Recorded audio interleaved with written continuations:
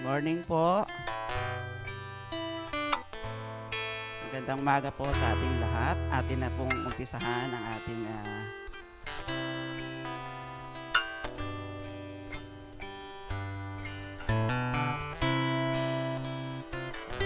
ating call to worship ay manggagaling po sa awit 119 verses 161 to 168. Pagtatalaga sa kautusan ni Yahweh. Mga taong namumuno na dahop ang sa katarungan. Usigin man nila ako, susundin ko'y iyong aral. Dahilan sa pangako mo, nagagalak yaring buhay. Katulad ko'y yaong taong nakatuklas niyang yaman. Sa anumang di totoo, muhi ako't nasusuklam. Ang tunay kong iniibig ay ang iyong kautusan. Araw-araw, 7 beses akong nagpapasalamat sa lahat ng kahatulang matuwid mong iginawad. Ang magmahal sa utos mo'y mapayapa yaong buhay. Matatag ang taong ito at hindi na mabubuwal. Hinihintay ko ikaw, O Diyos, upang ako ay iligtas. Ang anumang utos mo ay siya kong tinutupad. Tinutupad ko ang utos at lahat mong mga aral. Buong pusong iniibig ang buong mong kautusan. Sinusunod ko ang iyong kautus at mga aral. Ang anumang gawain ko ay kita mo't namamasdan. Tayo po'y manalangin. Marami pong salamat, Ama, na aming Diyos na dakila at banal, O Lord. Salamat po at naririto kaming muli sa iyong sambahan, Panginoon, upang ikaw ay purihin, sambahin, at magpasalamatan sa lahat ng mga ginagawa mo sa buhay namin. Tunay nga po na ikaw ang aming Diyos noon, ngayon at magpakailanman, na hindi nagmamaliw ang iyong pagmamahal sa amin, Panginoon. Na sa araw-araw ay nararanasan namin ang kaginhawaan, katahimikan, kapayapaan at pagtatagumpay na ibig mo para sa iyong mga anak, Panginoon. Sa paghayo namin na iyon ang iniutos, Panginoon, upang makilala ka at dakilain ka ng buong sangkatauhan. Kaya maraming pong salamat, O Lord, sa mga pagmamahal na pinagkakaloob mo sa amin, sa mga proteksyon na ginagawa mo sa amin, sa mga bagay-bagay na ginagawa namin na ikaw po ang aming gabay sa araw-araw, O Lord. Marami pong salamat, Panginoon.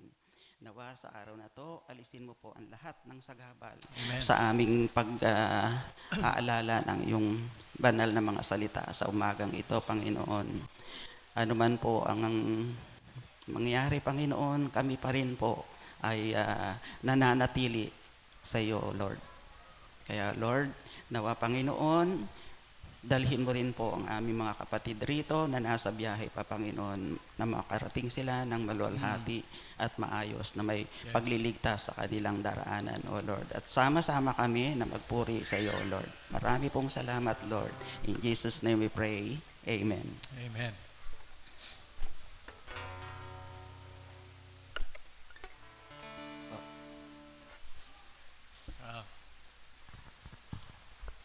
Tayo po ay igayak po natin ang ating mga puso upang maghandog ng papuri, pasasalamat sa ating Diyos sa pamamagitan ng mga himno. Buong puso, buong pagmamahal, buong kagalakan tayong umawit sa ating Diyos na dakila sa lahat. Tayo tumayo, mga kapatid. Uwitin natin sa panimula yung Holy, Holy, Holy.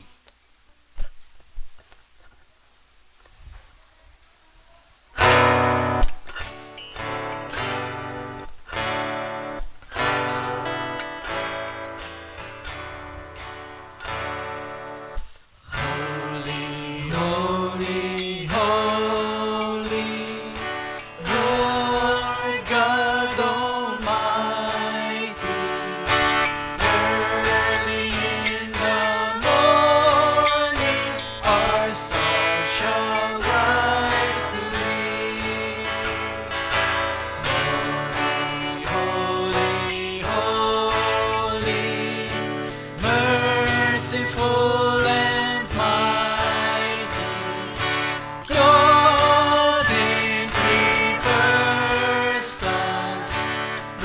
Blessed Trinity. Holy, holy, holy, all the saints adore thee, casting down their golden crowns around the glassy sea. Cherubim and seraphim falling down before thee, which burden heart and evermore shall be.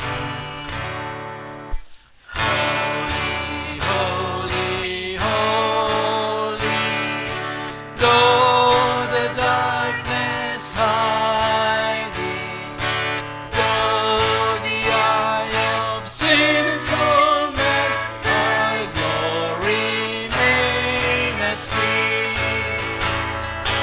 only thou art holy, there is none beside thee, perfect in power, in love and purity.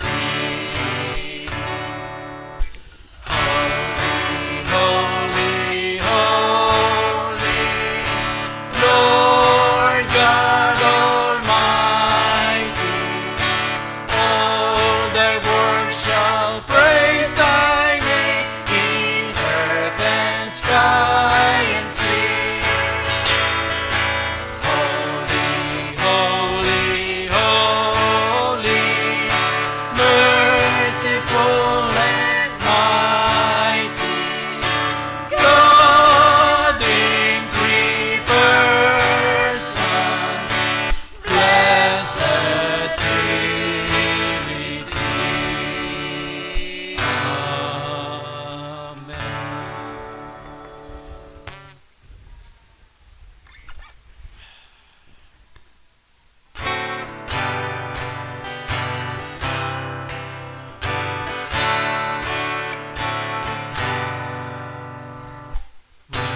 Heard his joyful sound, Jesus saves, Jesus saves. Spread the tidings all around. Jesus saves, Jesus saves. Spread the news to every land. Climb the hills across the waves. Onward leads our Lord's command. Jesus saves, Jesus saves. Call across the rolling tide. Jesus saves, Jesus saves. From the sinners far and wide. Jesus saves, Jesus saves. Sing aloud.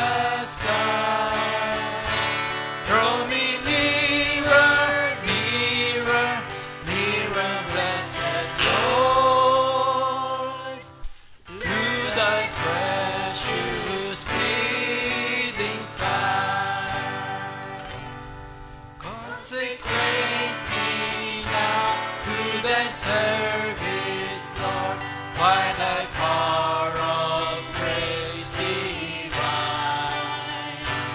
Let my soul look up with a steadfast love, and my will be lost in thine. Draw me nearer, nearer, blessed Lord, to that cross where thou hast died. Draw me nearer, nearer, nearer, blessed Lord, to thy precious breathing side. Oh, the pure delight of a single heart, that before thy throne I stand.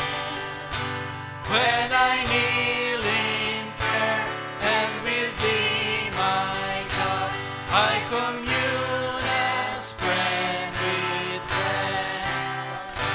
Draw me nearer, nearer, blessed Lord, to the cross where thou hast died. Draw me nearer, nearer, nearer, blessed Lord, to thy precious breathing side. There are depths of love that I cannot know till I cross the narrow sea. There are heights of joy that I may not reach till I rest in peace with thee. Draw me nearer, nearer, blessed Lord, to the cross where thou hast died. Draw me nearer, nearer, nearer, blessed Lord, to thy precious bleeding side. Ilan Diyos, aming inahalay po itong pananambahang ito sa iyo, Panginoon. Nawa ikaw ang malugod at mapagpala niyo po ang inyong mga anak at makamtan po namin ang masagana mong presensya na nagbibigki sa amin para lalo kang paglingkuran at sambahin, Panginoon. Maraming salamat po. Ito po ang aming dalangin sa pangalan ni Jesus. Amen.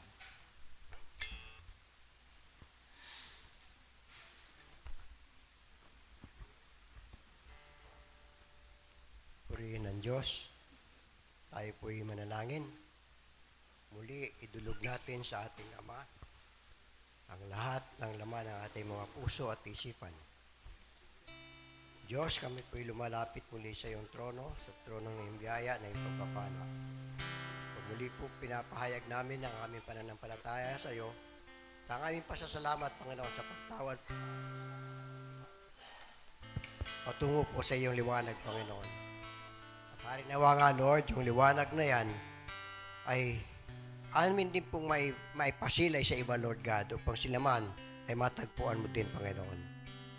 Salamat po sa kadagalagan ng pag-ibig mo sa amin na patuloy mong pinapadama sa bawat isa, Lord God. Sa pagbibigay po ng aming pangangailangan, sa iyong gabay, sa iyong pagpapala, sa mabuting kalusugan, sa tamang kaisipan, Panginoon. Salamat po na sa kabila po naman nangyayari sa paligid namin, kami po hindi napapabayaan, Panginoon. Kami ay hindi pa nalilihis na landas. Kung tutusin po, Lord, maging mga pastor po maging mga pastor po ngayon ay sumasala na, Panginoon, sa kanilang mga sinasabi. Katulad na nga po ng isang pastor na nalathala na po, Lord, na kung saan tinanggal na ang istasyon niya sa FPBC, Panginoon, dahil po hindi na tama ang kanyang sinasabi. Kaya po, Lord, isa po itong bahagi ng iyong pangako sa Matthew 24 na sa pagdating ng panahon, sa pagwawakas ng panahon ay lalong magiging maigting ang pagiging makasalanan ng pagkawala sa katwiran, Panginoon, maging ng mga taong dati nananampalataya sa iyo. Kaya po, Lord, salamat po sa pagpapala mo sa bawat isa amin narito ngayon, na niloob mo na kami makaparito upang makapanambahan, makapakinig ng iyong salita, Panginoon. At muli nga po, Lord God, mapagtibay ang aming pananampalataya sa salita mo na nagsasabing walang makapag-aalis sa amin sa iyong kamay at walang makapaghihiwalay sa amin sa iyong pag-ibig, Panginoon. Salamat sa dakilang pag-ibig mo sa bawat isa amin, Lord. Ngayon po, Lord, tinataas namin sa iyo mga kaguluhan na nangyayari sa aming paligid, hindi lamang sa aming bansa, kundi sa maging ibang bansa, Panginoon. Kamukha na nga lang po ng Israel, Panginoon, na humihingi na po ng panalangin dahil po nagbabala na ang mga kalaban po ng Israel, O God, na kanila pong lulupigin, dudurugin ng Israel, Panginoon. Kami po nananampalataya sa salita mo sa Isaiah 54, Lord, that no weapon forged against Israel will ever prevail. Napatunayan mo na ito, Panginoon, sa mga nagdaang panahon kung ilang panahon na, Lord God, ilang gera na po ang dinaanan ng Israel, na bagamat kakaunti sila, Panginoon, ay nananagumpay sila sa higit ng maraming kalaban. Dahil totoo ang salita mo, Lord.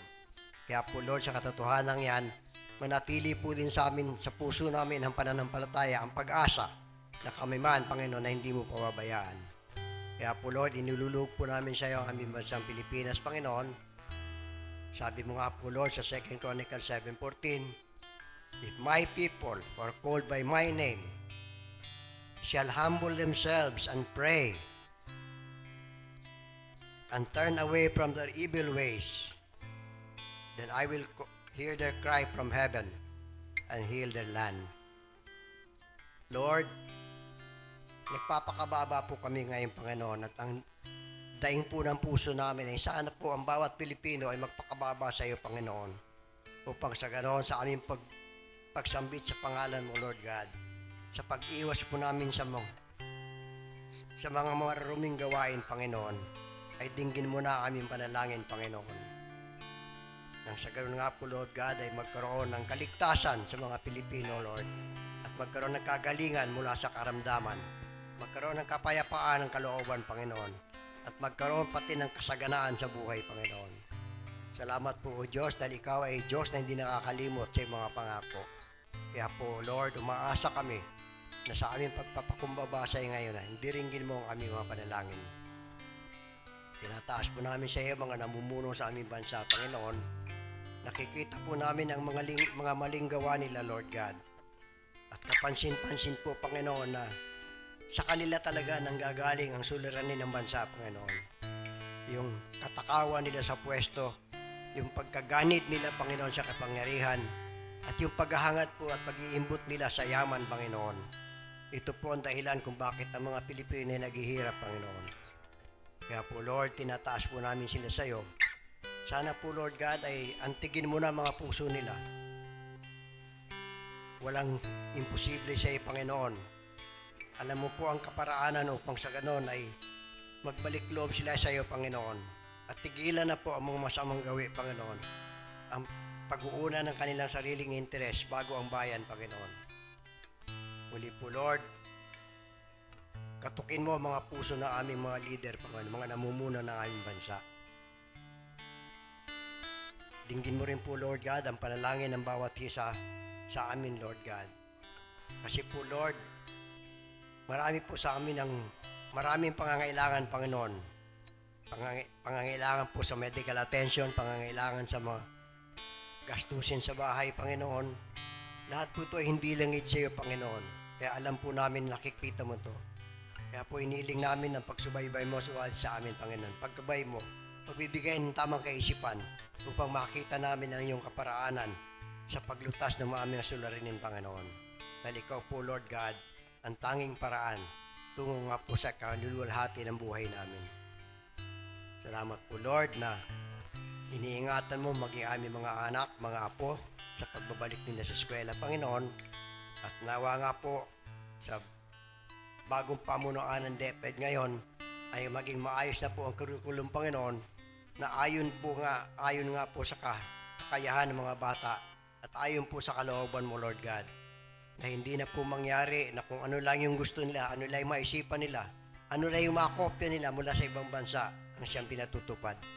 Sana nga po, Lord God, ay alalahanin po lang kapakanan ng kabataan, Panginoon. Salamat po, Panginoon. Ganun din, Lord, tinataas namin sa iyo pangangailangan ng BCFC.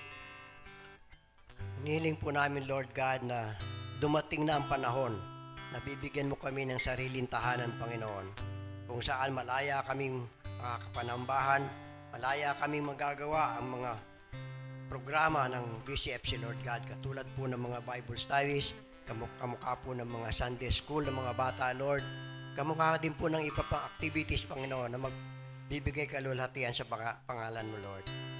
Tinataas po namin sa Panginoon ang kalagayang ito ng BCFC. At nawa po, Lord God, ay makita po namin ang kasagutan mo na magkaroon na kami ng sariling tahanan, Panginoon. Salamat po, O Diyos, dahil sa kabila po ng kakulangan namin sa pananalapi, hindi imposible sa iyo, Panginoon, na magkakaroon kami ng sariling tahanan, Lord. Magkakaroon kami ng lupa, Panginoon, na pagtatayuan ng iyong bahay-sambahan.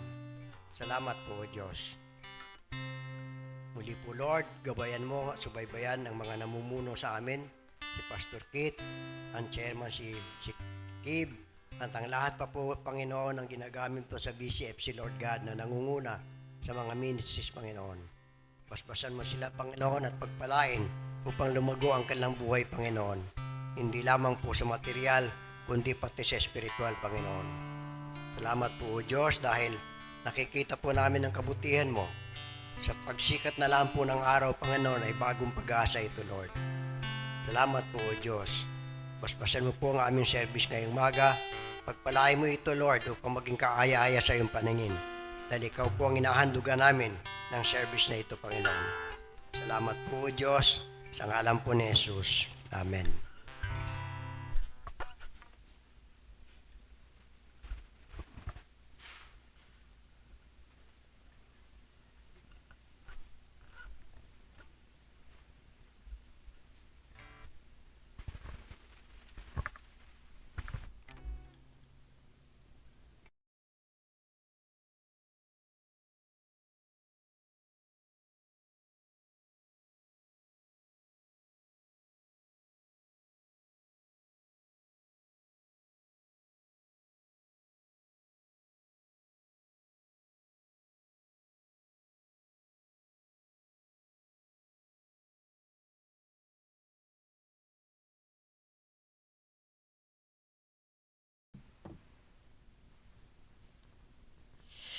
Magandang umaga po sa ating lahat, mga kapatid. Isang mapagpalang bagong buwan ng Agosto.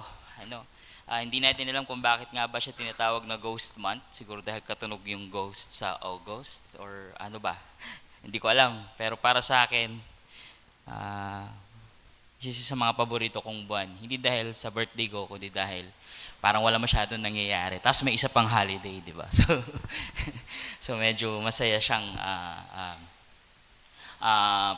buwan para sa mga wala masyadong ini-expect na mga gawain. Pero pag nasa simbahan ka, palaging meron And meron din tayong leadership retreat coming up this August 25 to 26.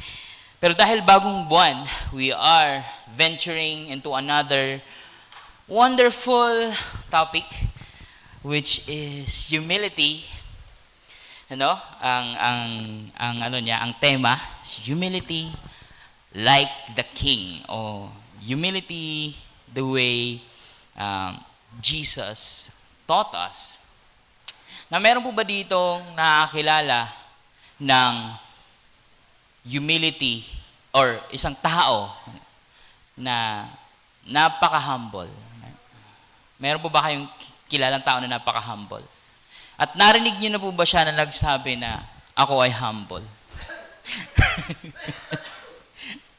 Di ba wala?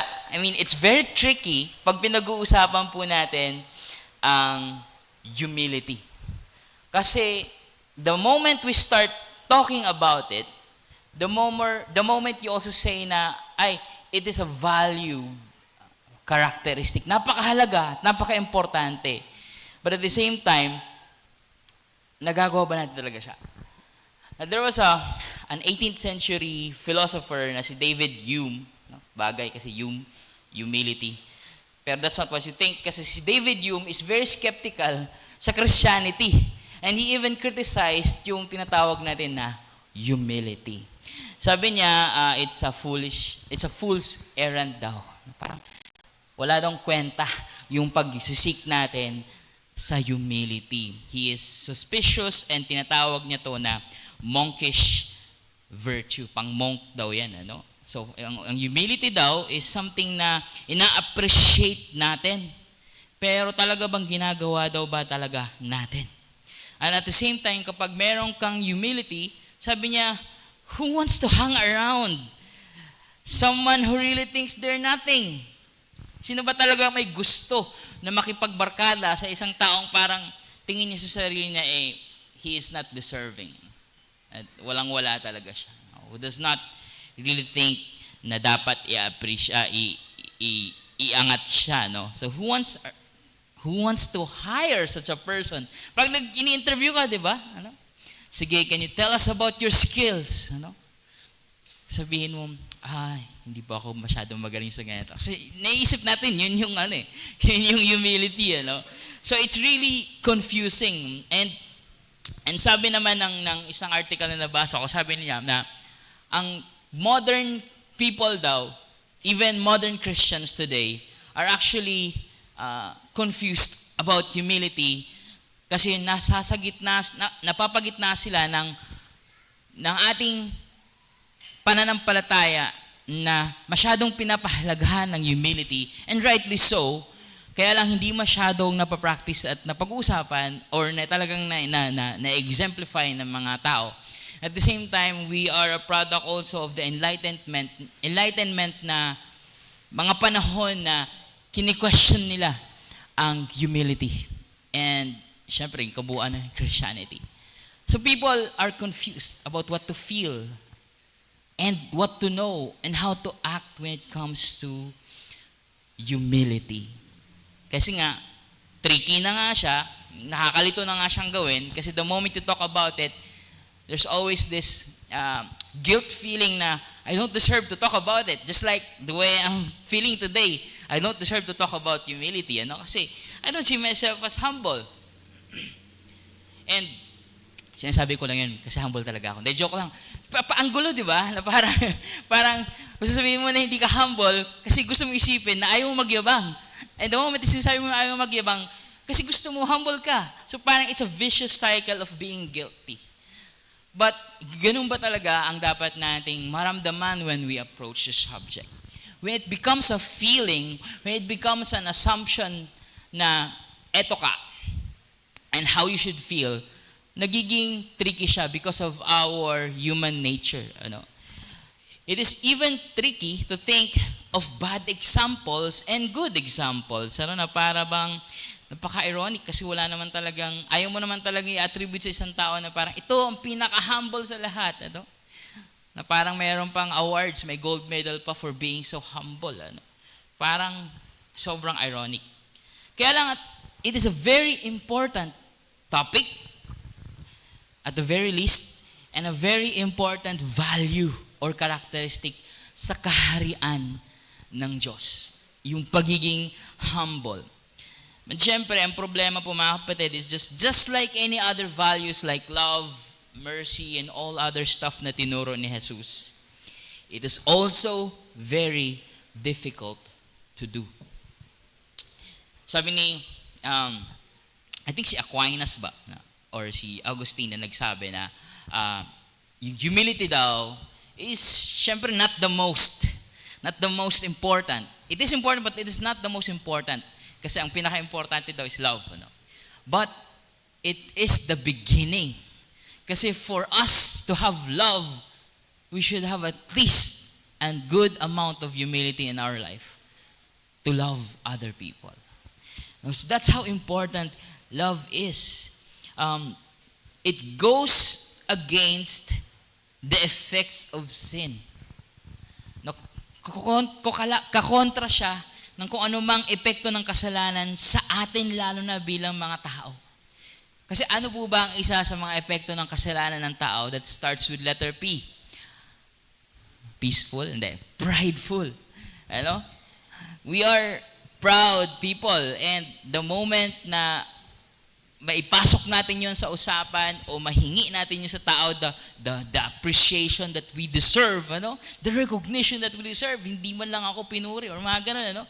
That's the opposite. No? It goes against the nature that has been broken or marred by our sin. At the same time, it goes against the standards of the world. Na kapag kailangan for you to be a good person, for you to be a good leader, kailangan you have all the attention, you have all the appreciation, you have all the authority, you have all the power. People can be power hungry. Ano, na parang dapat para makagawa siya ng mabuti, kailangang i-affirm niya yung kanyang katungkulan. Kailangang i-affirm niya ang kanyang pagiging boss, pagiging superior. For them to work. Or sometimes, for them to work with people's recognition, kailangan sa lahat na ginagampanan nila, nandun nakabalandra yung pangalan nila. Ano? Nakakatawa nga kasi kaninang madaling araw, nagsi-celebrate tayo sa pagkapanalo ng gold ni, sino nga yung nanalo ng gold? Si Carlos Yulo. Nako-confuse ako palagi kay Carlos Yulo tsaka yung Carlo na sa boxing naman. Ano? But si Carlos Yulo, no? Nakakatawa kasi there's bata pa lang na nag-uumpisa pa lang sa leadership sa community, tapos bumati siya sa pagkapanalo ni Yulo. Tapos yung mukha ni Yulo ang liit-liit, tapos yung mukha niya ang laki-laki. Sa ang mga comments is parang, syempre, hindi natin alam kung ano yung intentions nila kasi nung binasa ko yung comment, yung mismong gumawa, parang meron siyang binabanggit na gumawa about it. So it's actually not necessarily true or what. Pero ang point is, it's a satirical commentary of how our political atmosphere is. Na parang kada laging may mukha, patuli mukha, pakain mukha ng nung politiko, and that goes against the nature of humility. And that is why it is very hard to do.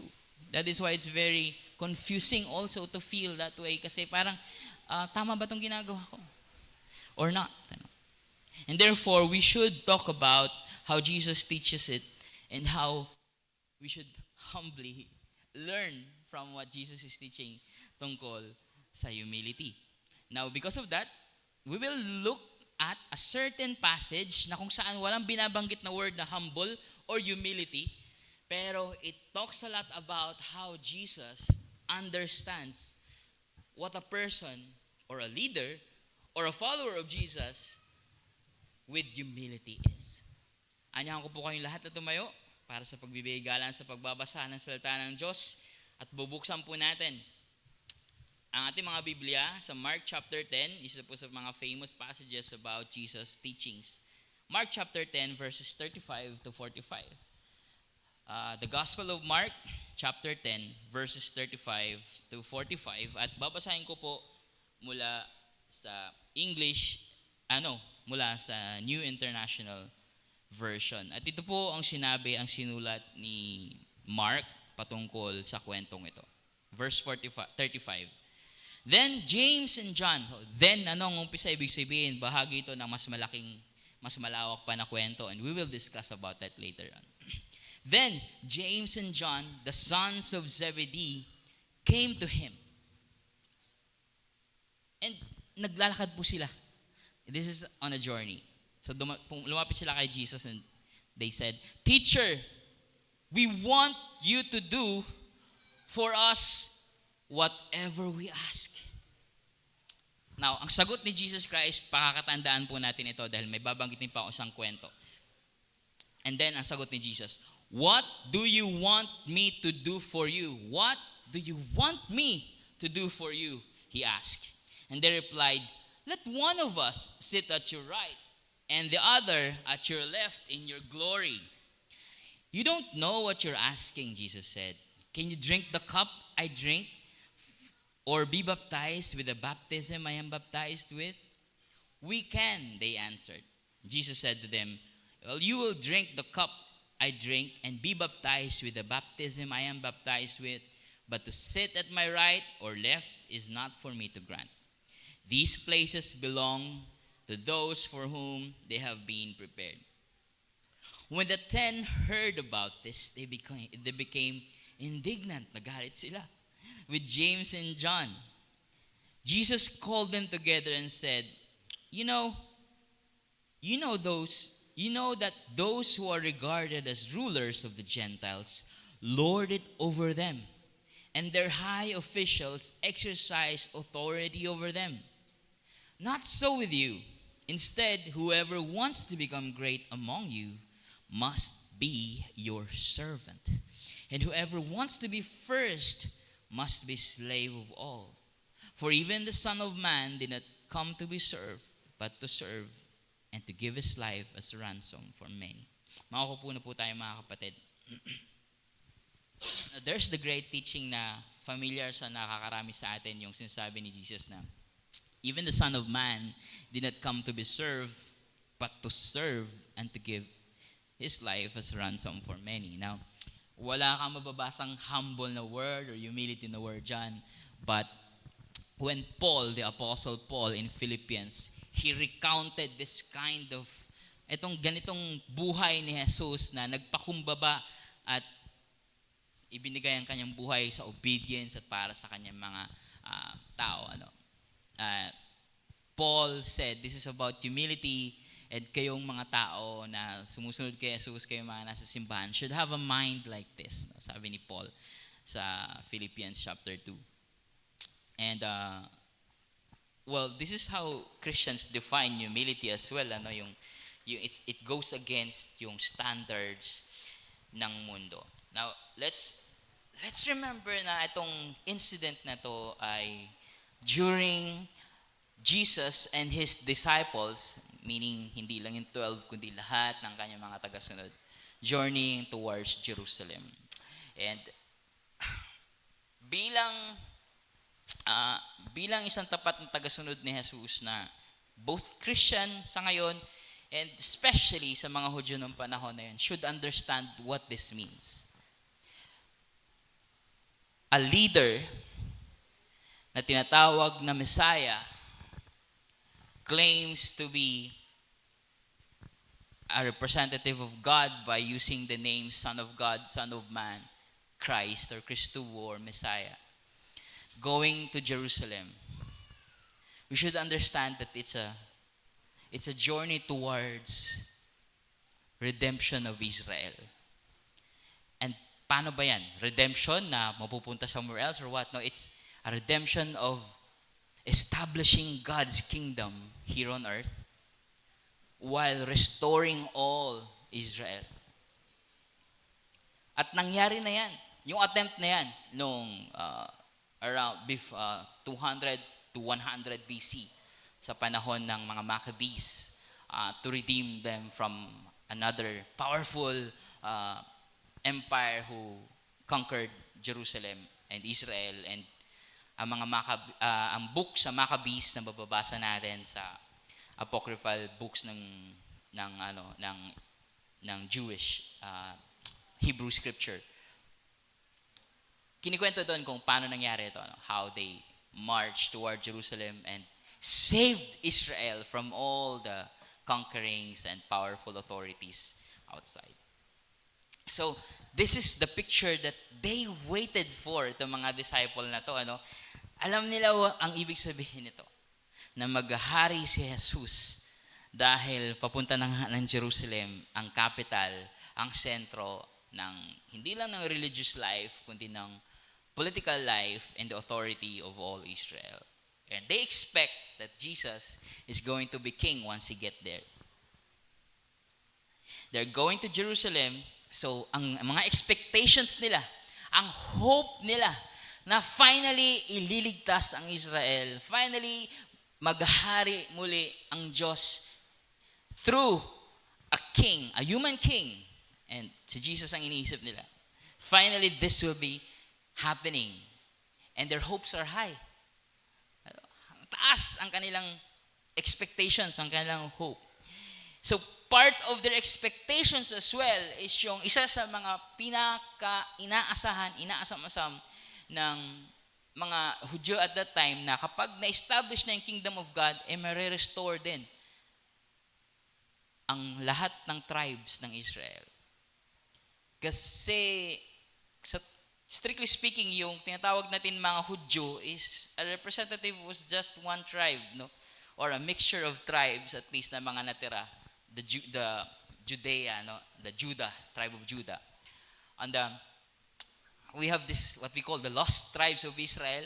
Parang nabanggit niya natin ni Kuya Bok nung nakaraan. Ano? So, Israelites were scattered everywhere. Hindi lang sa panahon na to, even before, nangyayari na yan kasi pinarusahan sila ng Diyos dahil sa kanilang unfaithfulness. And itong mga tribu na to, when God finally establishes His kingdom, ang expectations nila ay pag nanumbalik sila, they will be represented by elders. And yung elders na yan will also rule with the king. That's how it is. Kaya ang expectations nito ni James and ni John na magkapatid, tama. Tama ang kanilang expectation na pag na-establish na sa glory ang kanilang Christ, ang kanilang king, maghahari at magkakaroon ng elders to rule with the king. Kaya sabi ni James and John, kapag nangyari yun, can we sit right next to you? On the left. Tama naman. Mangyayari talaga yun. Pero to assume na sila ang magagawa nun, that's the, prideful part of the conversation, to assume. Kaya nga, yung iba naman, yung 10, sila agad yung 2. Paano naman kami? So, natamaan din ang kanilang pride. Paano kami? So, their hope for Israel is right. Tama ang kanilang inaasam-asam na ililigtas na finally ng Diyos ang Israel to establish God's kingdom, and then that all the tribes will be coming in, and the rulers with the Christ, with the king, will rule over all. But yung imaginations nila, how it will happen, are wrong. And most of all, yung puso nila is wrong. They needed to be shaped, yung puso nila, to be shaped by their king, by their savior, by this servant who claims to be giving his life as a ransom for many. Marami din itong ironies, itong kwento na ito. Hindi po iron na plancha, kundi irony na sa Tagalog ay kabalintunaan or kabaliktaran or parang hindi magtugma, at striking na hindi pagkakatugma. Una, marami pero magbabanggit ako ng 3 important ironies dito. Una is yung si James, si John, tsaka yung mga disciples, kahit na nagkakatalo-talo sila at that moment, they represent that part, that team na parang, ako dapat magkaroon ng role dyan. Dapat meron akong posisyon. Dapat meron akong ganitong authority or ma-recognize ba lang ako. Si James, John, and the rest of the disciples. At least the 12 pala.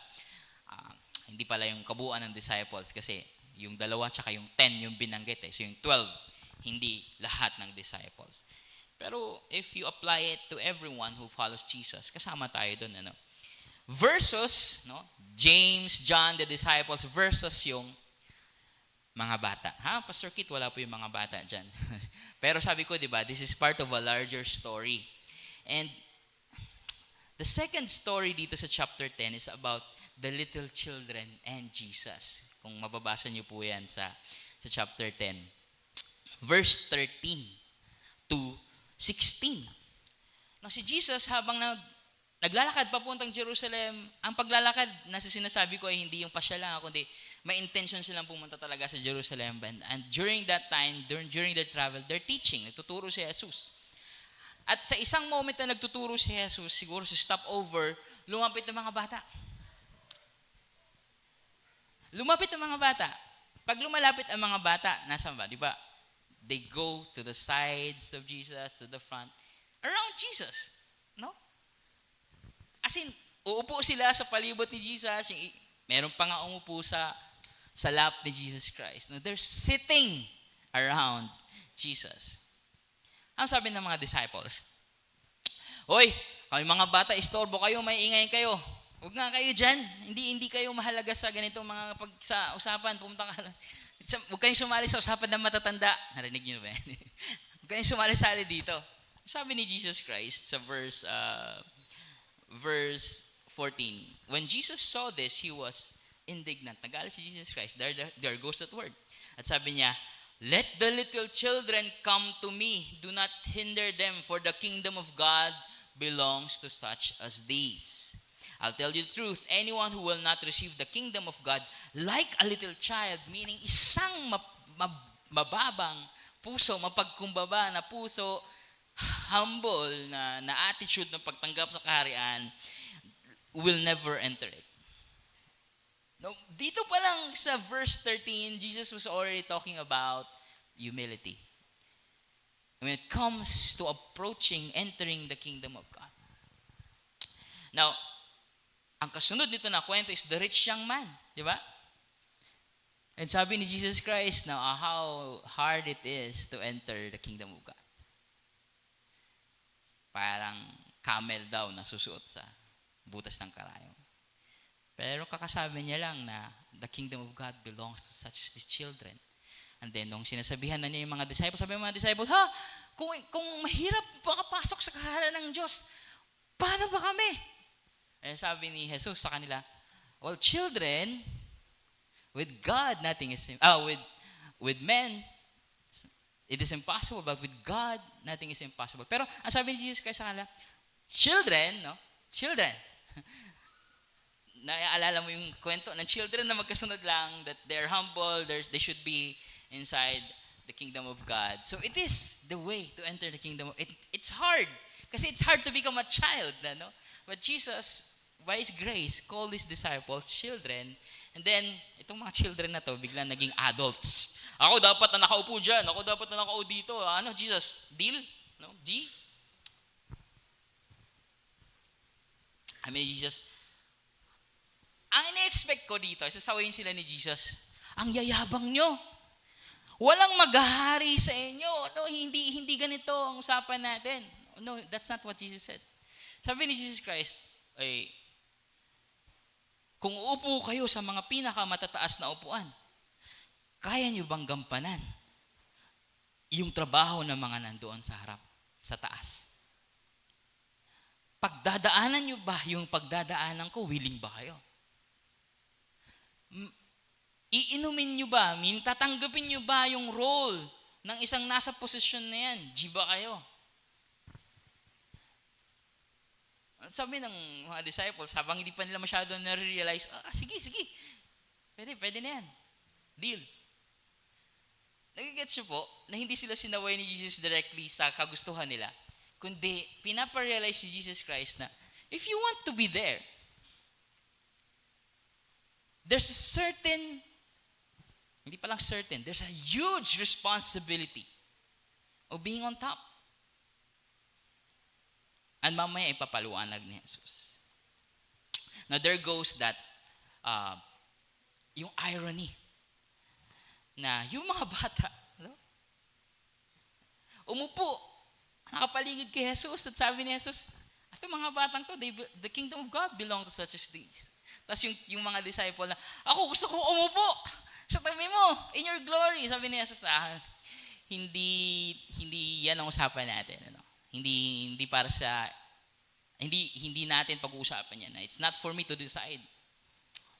So yung kabalintunaan ng ugali ng mga disipulo versus a childlike behavior of coming to Jesus, entering the kingdom of God. Pangalawang irony, kabalintunaan, is yung si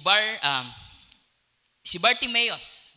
Wala naman si Bartimaeus yung binasa natin kaya nasa sa dulo naman ng chapter 10. Si Bartimaeus yung bulag na manlilimos. Kung babasahin nyo naman yung 46 onwards, 46 to the very last verse, 52 ng chapter 10. Ito naman ang kwento ni Bartimaeus na bulag, na malilimos nang si Jesus Christ dumating na ng Jericho, tama? Yeah.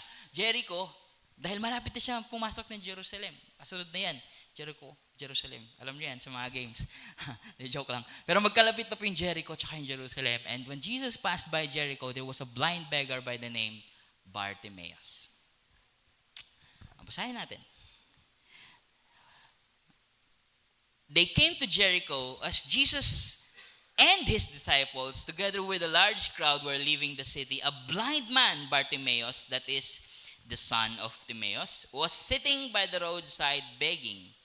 When he heard that it was Jesus of Nazareth, he began to shout, "Jesus, Son of David, have mercy on me." Kung i-simplify natin, Jesus, Hari. Son of David, Hari. Kahabagan niyo po ako.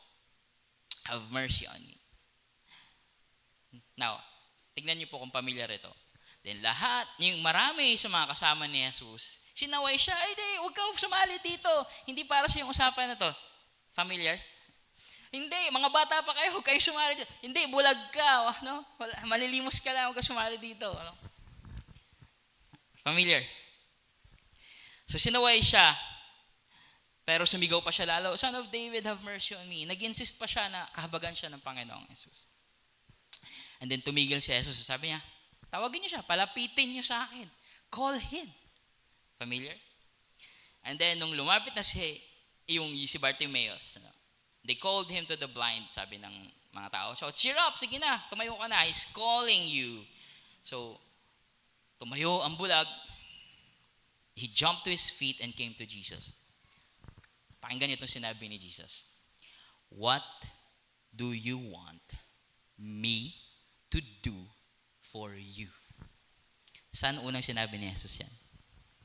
Sa mga disciples na nagsasabi, "Lord, ako dito sa katabi mo, sa kanan, sa kaliwa." Sabi ni Jesus yan, nung medyo nagmumuestra na si James and John, Jesus, gusto namin gawin mo kung ano hilingin namin." Tapos sabi ni Jesus, "What do you want me to do for you?" In the next story, may bulag na lumapit kay Jesus. Sabi ni Jesus, "What do you want me to do for you?" Pareho ba ng approach? Magkaiba. Pareho ba ng response ni Jesus Christ? Magkaiba rin. Ang sabi ni Jesus, sige.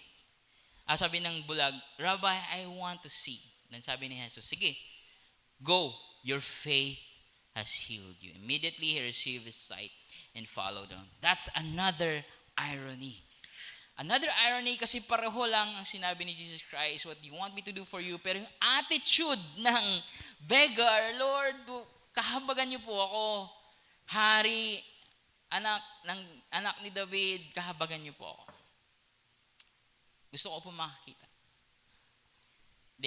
He insisted, appealed to the mercy of Jesus. He humbled himself and appealed to the mercies of Jesus Christ.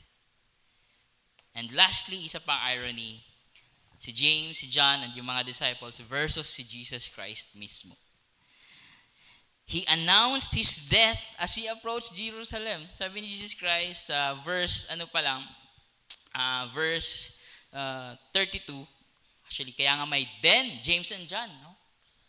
Bago pa lumapit si James saka si John kay Jesus para humiling na mayroon sila dapat pwesto sa trono ni Jesus. Nagsabi na si Jesus, "Pupunta tayo ng Jerusalem, kung saan mamamatay ako, ipapako ako. And on the third day, tatayo, aangat, mabubuhay ng muli ang Son of Man." Now, Jesus was announcing his death. And he was announcing again his rise. Now, para sa mga disciples, okay, sige. Gusto namin is magkatabi tayo sa trono. Na-miss nila yung fact na para makarating doon sa pag-rise, meron pala ako hindi napaliwanag dito. Nung sinabi ni Jesus Christ na The Son of Man will be betrayed to the chief priests and teachers of law. They will condemn him to death and he will hand him over to the Gentiles. 3 days later, he will rise. Somehow, itong mga Hudyo, they know about the Son of Man. They know about Daniel, the Son of Man, na aangat papunta sa Ancient of Days, Daniel chapter 7 and 8. And then, the Ancient of Days, or God, will grant him all the kingdom, all the authorities, and it will be an everlasting eternal kingdom. So malinaw sa mga Hudyong ito, sa mga disciples ni Jesus Christ, uy, maghahari na nga si Jesus. Lord, huwag mo kami kalimutan. Ako sa kanan, siya sa kaliwa. Maghahari na tala tayo eh. But they missed the fact nung sinabi ni Jesus na papatayin siya bago siya angat. That the path towards greatness, towards lordship, towards ruling is servanthood to the point of death. Humbling oneself to the point of death and the mission ng mga disciples. That's the third and very much important irony na makakatulong sa atin sa pagbibigay ng ano ba ibig sabihin ng humility. Kasi kino-contrast na dito yung tamang attitude versus mali. Ang tamang attitude, which is about humility, is just like a child who is unimportant sa society nila, na pinapalayas sa mga importanteng mga gathering kasi hindi sila mahalaga. Now, hindi ba talaga sila mahalaga? Mahalaga sila para sa Diyos. It's just that sa structure ng society ng kanilang panahon, hindi mahalaga ang mga bata sa ganong mga gawain.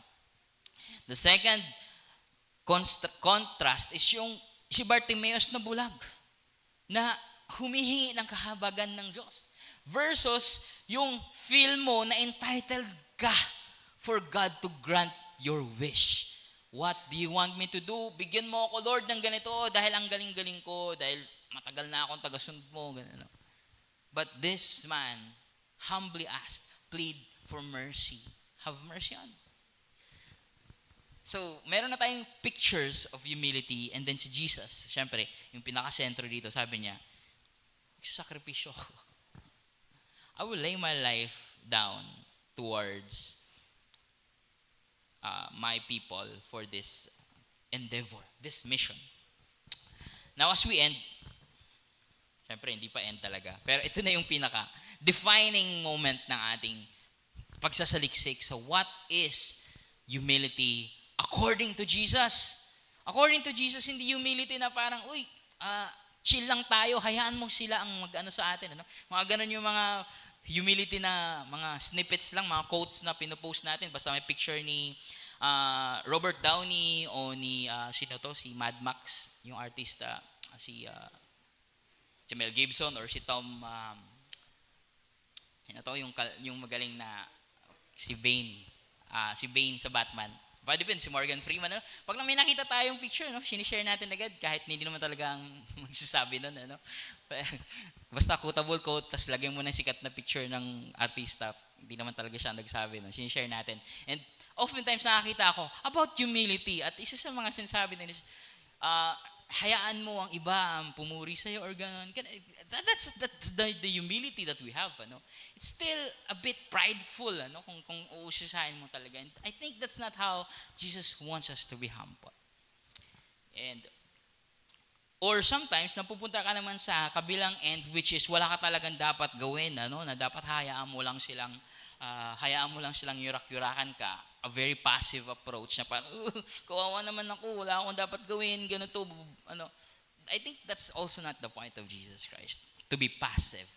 We already discussed that last time, yung sinasabi ni Jesus Christ na ibigay mo yung kanan kaliwang, ano, yung pisngi mo o yung cloak. It's not passive, it's creative response to highlight the evil and in a non-violent way. But this is Jesus. Sabi niya, papunta na tayo ng Jerusalem kung saan ang Son of Man will die and on the third day will rise. And this whole journey itself is a journey towards establishing the kingdom of God. Yun na nga ang tinuturo ni Jesus eh. He was preaching about the kingdom of God sa Mark mismo, sa umpisa ng kanyang gospel. Chapter 1 pa lang, yun na yung preaching summary ng gospel. Repent and believe the gospel. At anong gospel daw yun? The time is at hand, the kingdom of God is near. So yun yung gospel ni Jesus na tinuturo niya. So, ang culmination nito is to establish na sinasabi niyang kingdom. Ano? And so, kung kingdom, may hari. Kung may hari, may trono. At syempre, may iba pang mga maghahari na mga kasama. Kaya, sabi ng mga disipulo, kami din. Kami din. Kasi, napipicture nila that when a king rules and the tribe of Israel, the leaders of the tribe, the elders are also there. They will also co-rule. Pero, in a different way para kay Jesus Christ. Because ang humility is the standard of Jesus. It's the way of ruling ni Jesus Christ. Hindi sinabi ni Jesus na, ang sinasabi niyo mag-rule. Walang ganon. Hindi tayo mag-rule. Well, it will go against the teaching ng Bible from Genesis to Revelation that there will be rulers. And even sa Revelation, all the people of God will rule the new heavens and the new earth. Hindi yun sinasabi ni Jesus, pero He is establishing a new way of ruling. Sabi niya, wag ganun. Hindi kagaya nila. No, hindi niya sinasabing walang mag-rule. Ang sinasabi ni Jesus, hindi kagaya ng mga hintil. Sabi niya, the standard, the way of ruling is actually through humility. And by humility, it will shape the message and the mission of Jesus. Ang misyon ni Jesus sa pagliligtas at ang mensahe ng kanyang pagiging hari at pagbibigay ng kaligtasan is shaped by humility. It's not shaped by violence. Kaya nga sabi ni Poncio Pilato, sabi, hari ka, di ba? Ikaw yung hari ng mga Hudyo, sabi ni Jesus. Kung kagaya lang ng mga alam mong kaharian dito sa mundo ang kaharian ko, then umaatake na kami ngayon. Pero hindi.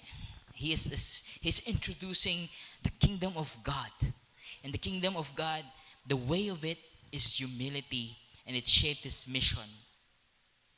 His mission to save the people is not by fighting violently, but by offering Himself as the leader. Ako ang mamamatay. And His message is not about, lahat kayo pagpapalain na sobrang lalaking mga yaman at gano'n, you will rule powerfully in authority. Hindi. Sabi ni Jesus, lahat tayo magsaserve. Lahat tayo, kung gusto nyong sumunod sa path of glory, sa path of ruling, sa path of the Son of Man, you will be the last. You will be a slave. You will serve. Now, it is not the opposite of ruling, but it is the new way of ruling to Jesus' way. To become a servant. Humility here is the opposite of how Gentiles rule. Na walang pake sa mga nasasakupan nila. They just want the authority and the power. To maintain the power and authority. Now, very true yan sa panahon nila. I think it's also true sa panahon natin ngayon. It is also the opposite of how their social structure works. Yung humility, kaya nga, palagi ko itong sinasabi, humility is not a beautiful word sa panahon nila. Hindi yan kabigha-bighaning salita. Hindi yan inspire. People does not want to grow up, or kids don't want to grow up. Ako paglaki ko, gusto ko humble. Hindi. No. Kahit naman siguro sa panahon natin ngayon, that's not the way to become successful in life, I think, sa mundo. Pero sa panahon nila, lalo na ganon. Hindi lang dahil sa they can choose to be humble, ay yung iba gusto nila ganito, ako pipiliin ko maging humble. No. It's because being humbled is being forced to be humble. Hindi mo naman pipiliin na maging slave talaga. Kundi napupwersa ka ng social structure dahil mahirap ka, magpaka-alipin ka. Magpaka-slave ka. Magpaka-servant ka. So humility is not a beautiful word because it is being forced to people na hindi mahalaga sa kultura nila, sa social structure nila. And sabi ni Jesus, that's it. Doon tayo. Yun tayo. Magsisilbi tayo. Magpapakumbaba tayo. We will think of ourselves as nothing. Sabi nga ni Jesus. It is also not self-serving. Hindi siya yung parang, kailangan, muna ako, abundant muna ang buhay ko bago ako mag-start maglingkod. Maayos muna ako bago mag-start maglingkod. It seeks the welfare of others actually. Na walang masama, again, palagi natin ito binabalance. Hindi masama ang maging responsable sa ating pamilya at sa ating sarili. That's not what Jesus is saying here. But it is not about being satisfied with oneself first bago ka mag-umpisang tumulong. That is the point of Jesus Christ. Because our life will be characterized by service. Hindi rin siya neutral state, mga kapatid. This is where akala ng iba, ang pagiging humble ay parang passive, na wala kang gagawin. That's not the point of Jesus. That's not the point. It is not a neutral state, but it seeks to serve. Magiging agresibo sa paglilingkod, sa pagtulong. It seeks ways to provide.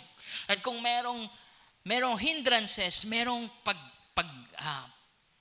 mga pagsubok, ang humble na tao, ang humility na meron sa tao will seek to be brave to face those challenges so that he will continue to serve. And even to the point of death. Kaya nga, ang sabi ni Jesus Christ, for the Son of Man did not come to be served, but to serve, to give His life as a ransom for many. Humility is not self-pity, na para bang, kawawa naman ako. No? Hindi ganon. Humility is not wasting our lives away just because you think, I don't deserve anything. Hindi ako nararapat na nandun, hindi talaga ako pwede sa ganyan. That's not what Jesus is teaching. Jesus is defining who we really are and encourage us to follow His path of humility by being active, by being brave, by being determined to live a life in service to other people. Na ito ay isang pamumuhay ng mabuti na nakakapagpala sa iba, especially sa mga ipinagkatiwala sa atin ng Panginoon. Like ating mga kapatid sa Panginoon. We are being entrusted to one another, to carry each other's burdens, to love just like one body in Christ. And of course, pinagkatiwala din sa ating mga pamilya. And of course, eventually, yung mga taong hindi pa nakakilala sa Panginoon na dapat din nating i-bless at paglingkuran. Humility is not a passive way to live. It is a brave way to live. Yan ang pagpapakumbaba na inehemplo ng ating hari. Of course, pwede nating i-attempt na sundin using our own strength.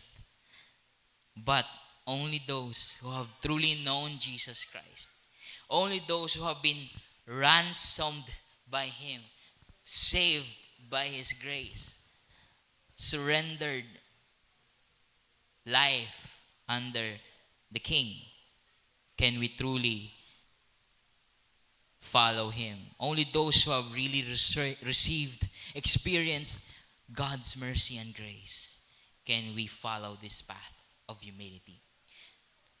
Isang mahalagang bagay dito is yung pagtitiwala. It is by trusting Him that we can confidently think of others first because we are assured that He is taking care of us. Pag na-realize mo na ang Diyos ang may hawak ng buhay natin, we can begin to think of others. Pag na-realize natin na kaya ng Diyos i-provide lahat ng pangangailangan natin, then we can go out and seek first the kingdom of God. Only by those who have experienced the Lord's grace and learned how to trust the Lord in all our ways can we really say, I can begin. I can now open my heart to serving other people, to live a life of humility dahil ang Diyos ang mag-iingat sa akin. And that is what Jesus is teaching us. It is not sacrifice na parang walang katuturan. It is not, bahala ka na, ano mo yung buhay mo, no? It is at this point that we remember that when Jesus himself was dying, sacrificed himself, one of his last words was, Father, into your hands, I commend my spirit. So when we begin, as we begin this journey of humility, and we realize ang hirap maging humble, yung standard, napakahirap, be encouraged by this fact that we are called to be humble because God will not leave us nor forsake us. He will be the one to carry us through. So we begin to trust so that we realize, hindi pala sa akin nakasalalay ito. Sa Diyos. Kaya ako, sasali na ako. Isasantabi ko na yung isipin na paano ba ako mag-uupo dito o uupo dyan sa tabi ng Panginoon. Kundi kung paano ako tatabi kay Jesus sa kanan o sa kaliwa sa paglilingkod sa kapwa. Paano ako sasali sa pagkilos ng Panginoon sa pakikipag kapwa, pagmamahal, pag-abot sa mga hindi pa nakakilala sa Panginoon Jesus. That's humility. To join the path.